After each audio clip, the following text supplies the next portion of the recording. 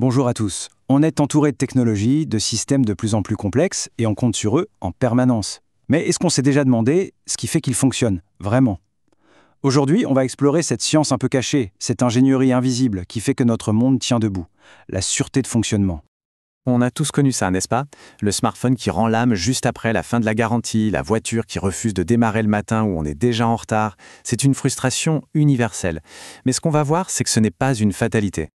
Et oui, derrière ces pannes agaçantes, il y a une discipline entière dont le but est précisément de les éviter. La sûreté de fonctionnement, ce n'est pas juste un concept théorique, c'est un ensemble de méthodes bien concrètes pour concevoir des systèmes qui tiennent la route. Allez, on plonge dedans. Pour être bien sûr de parler de la même chose, commençons par la définition officielle. Et là, chaque mot a son importance. Il ne s'agit pas juste de marcher. Il s'agit de marcher au bon moment, pendant la bonne durée et, point crucial, sans causer de dégâts.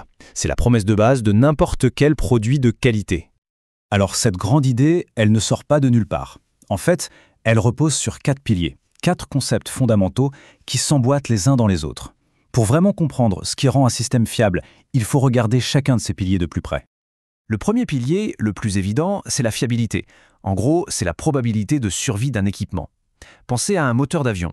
Sa fiabilité, c'est sa capacité à tourner sans le moindre accroc pendant toute la durée du vol. C'est la première ligne de défense, faire en sorte que le problème n'arrive même pas.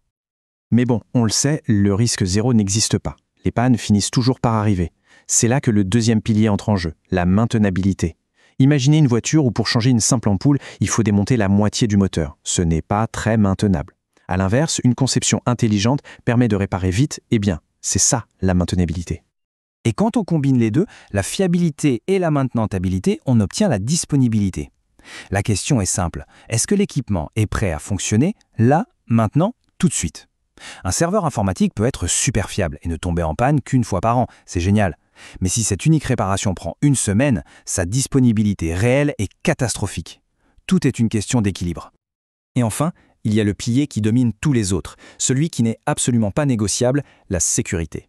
C'est ce qui garantit qu'une simple panne technique ne se transforme pas en catastrophe humaine ou environnementale. C'est toute la différence entre un autoradio qui grésille et un système de freinage qui lâche. Ok, tous ces concepts sont bien jolis, mais ça reste un peu abstrait. En réalité, les ingénieurs ne se contentent pas d'idées. Ils utilisent des chiffres, des indicateurs très précis pour mesurer, analyser et améliorer tout ça. Voyons un peu comment on quantifie la panne. Pour comprendre, suivons la vie d'une machine. On l'allume. Le temps où tout va bien, c'est le main uptime. Puis, inévitablement, la première panne arrive. Le temps qui s'est écoulé jusqu'à ce moment précis, c'est le MTTF. Ensuite, on passe en mode réparation. La durée de cette intervention, c'est le MTTR. Et enfin, l'indicateur le plus célèbre, le MTBF, qui mesure le temps moyen entre la fin d'une réparation et le début de la panne suivante. C'est le rythme de vie de l'équipement. Et là, il faut faire attention à une petite subtilité, mais elle est vraiment importante. Le MTTF, le temps moyen avant la première panne, est surtout pertinent pour des objets qu'on ne répare pas. Pensez à une ampoule. La seule chose qui nous intéresse, c'est de savoir combien de temps elle va éclairer avant de griller pour de bon. Pour que ce soit limpide, prenons un cas pratique. On a 3 pompes identiques, la première à lâcher au bout de 10 heures, la deuxième au bout de 8 heures et la troisième après 11 heures. Le calcul est tout bête, on additionne le tout et on divise par 3. On obtient 9,6 heures. Mais ce chiffre, ce n'est pas juste une moyenne pour les statistiques, c'est un outil de décision. Ça nous dit « Attention, statistiquement, ce modèle de pompe devient très risqué après environ 9 heures de fonctionnement, il serait peut-être temps de la remplacer préventivement. » Bien sûr, le risque de panne n'est pas le même tout au long de la vie d'un produit. Et pour représenter ça, les ingénieurs utilisent un graphique très connu, dont la forme est si particulière qu'on l'appelle la courbe en baignoire.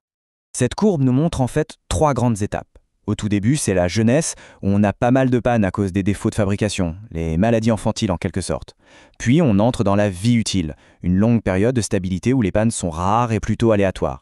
Et enfin, c'est la vieillesse, la phase d'usure, où les composants fatiguent et le taux de panne se met à grimper en flèche. Alors pour mettre des chiffres là-dessus, les statisticiens ont des outils comme la loi de Weibull.